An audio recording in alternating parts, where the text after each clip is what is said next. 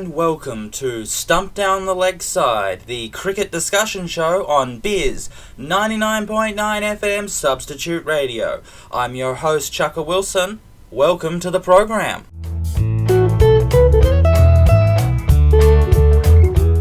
Today will be part 1 of my discussion on television commentators. I will be focusing around what they actually do and what role they play in the live televising of cricket. I want to ask and explore the question, are they actually important, relevant and necessary for cricket broadcasting? For the purposes of this episode today, I'm going to confine myself to just television commentators, and so internet, newspapers and radio will not be taken into consideration in my discussion. This is because live television is a unique medium and so should be judged individually.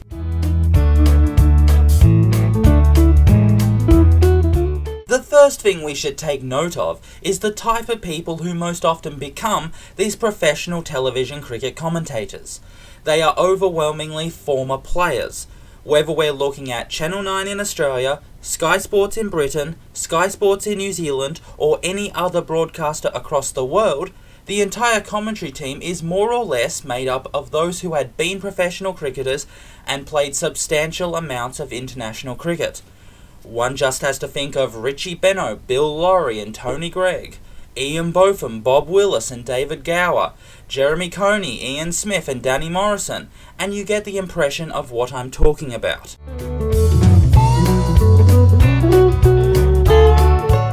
The kinds of people who seldom appear on television are the professional sports journalists and reporters. Those people who went to journalism school, clocked up thousands of hours of standard journalism under their belts, and have come to cricket reporting as journalists first and foremost. If you want to find commentators who are not former professional cricketers, then you need to go to radio and newspapers.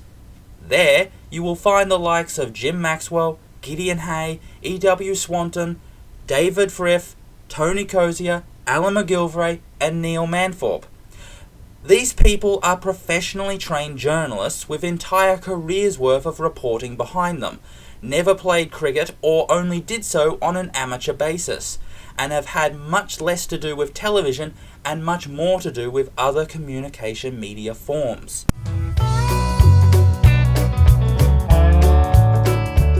On the television side of things, it seems quite common for cricketers to migrate from the playing field to the commentary box once they retire, either on a full-time basis, like with Michael Slater, Brett Lee and Michael Clarke, or on a part-time basis, like Mike Hussey, Adam Gilchrist, Tom Moody and Shane Warne. Going into commentary has become a valid career option for some, and a way to earn some extra money on the side for others, once you stop playing full-time and no longer have that main source of income.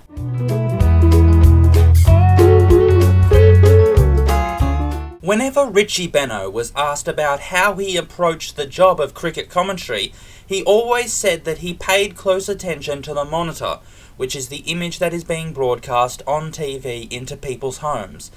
And so he would only ever say something that added to the picture being displayed. He didn't want to say anything that was unimportant or unnecessary or superfluous, such as simply describing the scene in front of him, or pointing out things that were immediately obvious to everyone, or explaining a concept or rule or idea that all viewers would already be aware of. He believed in keeping yourself to only saying things that actually added to the broadcast, so that your commentary actually provides something meaningful to the experience of watching cricket.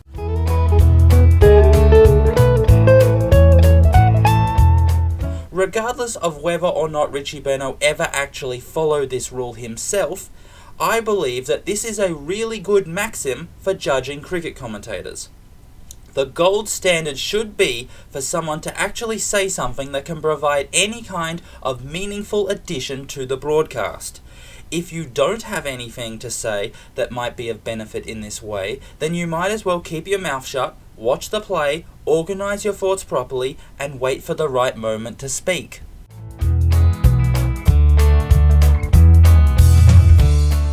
But when we take a look at actual cricket broadcasting, not only is this rule not adhered to or followed in any general sense, but is actually broken in complete outrageous perversity.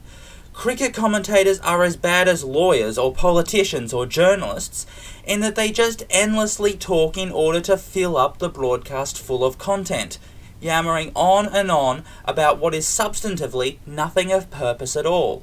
It appears that their greatest paranoia is for there to be dead air, so they constantly need to find a way to fill the otherwise empty space, which means saying anything that comes up off the top of their heads.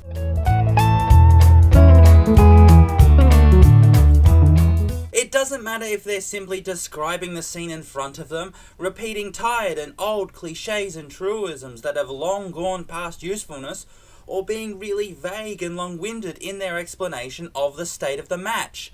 Nothing they actually say ever matters, just as long as they're filling the airwaves with chatter.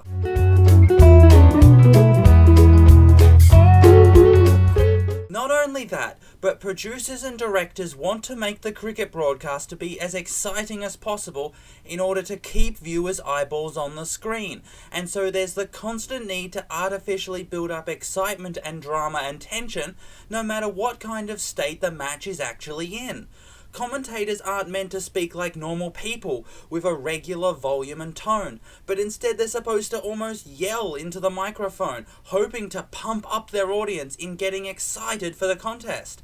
The worst offenders of this are the 2020 matches, when the commentators become infantile in their use of loud, monosyllabic words, screaming into the microphone about how wonderful, exciting and bombastic this game is going to be and is.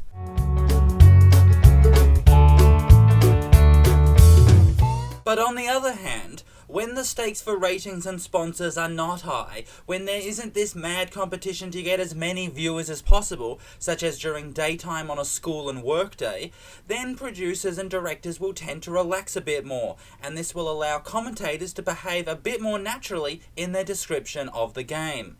Take, for example, Channel 9's broadcast of the Australian domestic one-day competition over the month of October.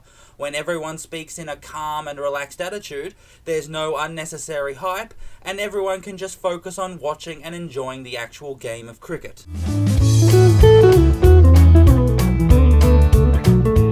There are lots of natural noises in cricket games, including the chatter, cheers and singing of the crowd, the talking amongst the players, the bat hitting the ball, or, on special occasions, the ball hitting the bat, the batsman scratching the pitch with their boots to mark their crease, the ball that's been hit for a boundary smashing into the metallic advertisement signs. These are the noises that can make you feel like you're actually there in the ground, watching the game, allowing you to suspend disbelief, forget where you are and the fact that you're watching a TV, and transport yourself into the ground, watching the game live, right there in front of you. But cricket commentators break that illusion, shatter the fantasy, and kick you out of your hypnotic state. They're a permanent reminder that you're not at the game live, as you would like to be, but far away watching an artificial presentation of it on an electronic device.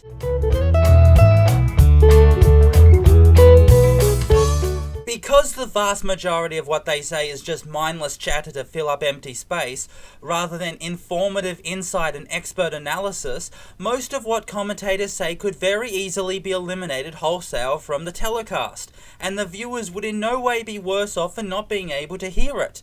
In fact, I would go so far as to say that 90% of commentator talk could be cut, and the final product being broadcast would sooner be improved rather than depleted.